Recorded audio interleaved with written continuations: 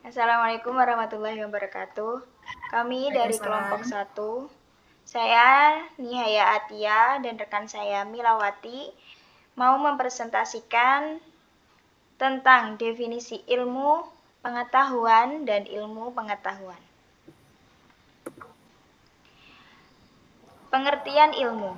Dalam bahasa Jerman, Wissenschaft, Deliangji memberikan pengertian ilmu adalah rangkaian aktivitas penelaahan yang mencari penjelasan suatu metode untuk memperoleh pemahaman secara rasional empiris mengenai dunia ini dalam berbagai segi, dan keseluruhan pengetahuan sistematis yang menjelaskan berbagai gejala yang ingin dimengerti manusia. Next. Pengertian pengetahuan sendiri yaitu hasil dari proses belajar dan memahami sesuatu melalui pengalaman, pengamatan, atau pembelajaran. Pengetahuan ini adalah filosofi a priori dan a posteriori.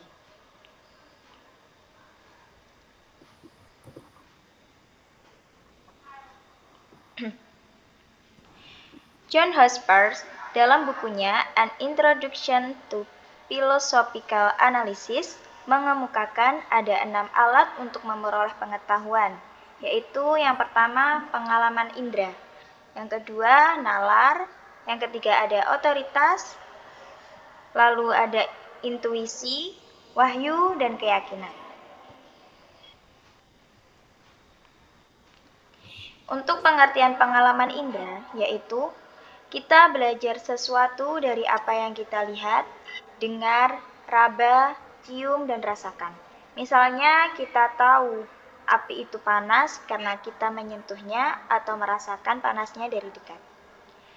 Nalar sendiri merupakan penggunaan akal untuk berpikir secara logis. Seperti contoh, kalau semua manusia pasti mati dan kita tahu Socrates adalah manusia, maka kita bisa menyimpulkan bahwa Socrates juga pasti akan mati. Otoritas, pengetahuan yang kita dapatkan dari orang yang ahli di bidangnya. Misalnya, kita percaya pada dokter tentang kesehatan atau percaya pada guru saat belajar matematika. Intuisi merupakan pengetahuan yang muncul begitu saja tanpa perlu berpikir panjang atau mencari bukti. Misalnya, seperti kadang kita bisa langsung merasakan bahwa seseorang itu jujur atau berbohong tanpa alasan yang jelas. Yang kelima yaitu wahyu. Pengetahuan yang diyakini berasal dari Tuhan, biasanya melalui kitab suci atau ajaran agama. Contohnya, ajaran moral dan kehidupan setelah mati dalam agama berasal dari wahyu. Yang keenam yaitu keyakinan. Kepercayaan yang tidak selalu butuh bukti atau alasan logis. Misalnya, seseorang yakin bahwa doa bisa mengubah keadaan meskipun tidak bisa membuktikannya secara ilmiah. Next. Selanjutnya yaitu jenis-jenis pengetahuan. Jenis-jenis pengetahuan sendiri dibagi menjadi dua, yaitu yang pertama ada pengetahuan ilmiah dan yang kedua ada pengetahuan non-ilmiah. Pengetahuan ilmiah merupakan pengetahuan yang diperoleh melalui penelitian, bukti, dan metode ilmiah. Contohnya, hukum gravitasi yang ditemukan melalui eksperimen.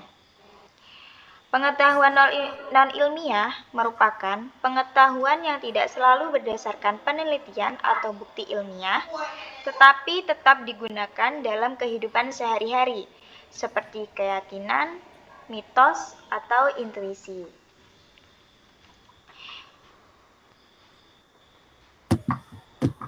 Next, untuk penjelasan selanjutnya akan dijelaskan oleh rekan saya, yaitu Mbak Milawati. Baik, saya akan melanjutkan presentasi. Di sini ada pembidangan dan pembagian filsafat sejalan dengan akselerasi ilmu pengetahuan selalu berkembang. Namun demikian secara umum tetap berkutat pada pembagian yang dapat dikatakan merupakan bidang pokok dari filsafat, yaitu yang pertama ada ontologi, yang kedua epistemologi, yang ketiga aksiologi. Ontologi adalah cabang filsafat yang mempelajari tentang hakikat atau eksistensi sesuatu. Pertanyaan dasar dalam ontologi adalah apa yang ada atau apa yang menjadi kenyataan. Yang kedua ada epistemologi. Epistemologi berasal dari bahasa Yunani yaitu epistema, yaitu pengetahuan, dan logos artinya studi atau teori. Nah, epistemologi ini adalah cabang filsafat yang mempelajari tentang sumber, struktur, batasan, dan validitas pengetahuan. Yang ketiga ada aksiologi. Aksiologi ini adalah cabang filsafat yang mempelajari tentang nilai-nilai, termasuk nilai moral, estetika, dan etika.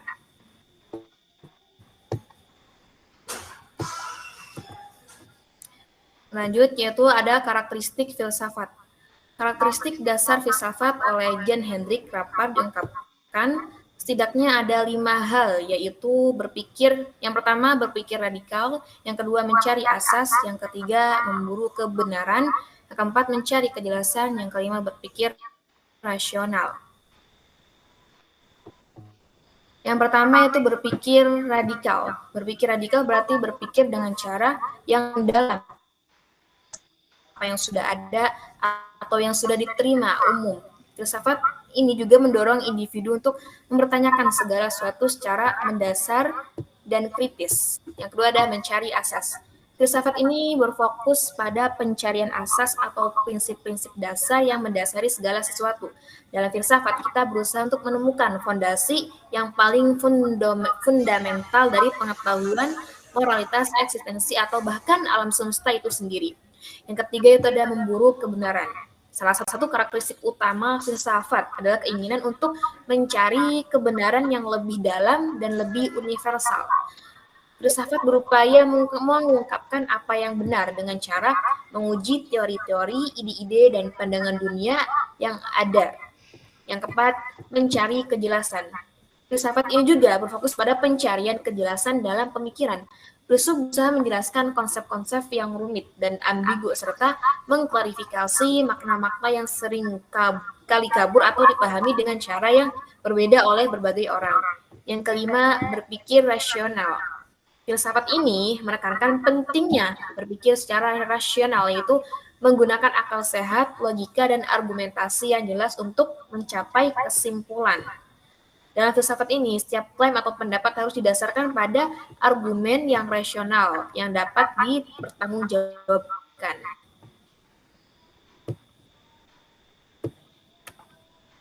Yang terakhir itu kesimpulan.